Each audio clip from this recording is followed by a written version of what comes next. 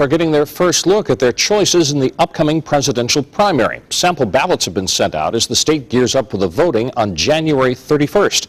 Fox 10 News reporter Matt Barentine has the latest.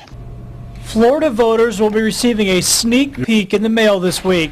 Sample ballots were sent out today and will be arriving in your mailbox soon. Escambia County Supervisor of Elections David Stafford says depending on your political affiliation, the ballots can look quite different. Florida is what's called a closed primary state, which means that you have to be a registered Republican by the time the registration books closed, which was the 3rd of January, in order to participate in that party's primary. Of course, it's the Republican ballot that will cause the most stir. There are 9 GOP presidential candidates listed. Whichever one of those candidates is victorious will have a good chance of being the party's nominee. This state is always a battleground state, and the Republican contender will need to have a good showing here to have a good chance in November.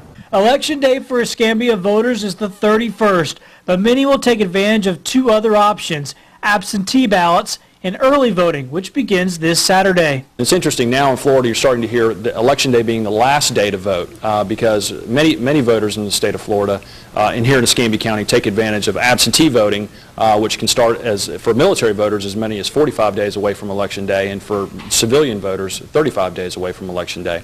Stafford says half of all Escambia voting was absentee or early during the 2008 presidential election, and he expects much the same this year. I suspect a pretty brisk turnout from the kind of the phone calls and the walk-ins, as well as all the attention that's being focused on the presidential campaign. Attention that won't subside until November. In Pensacola, Matt Barentine, Fox 10 News.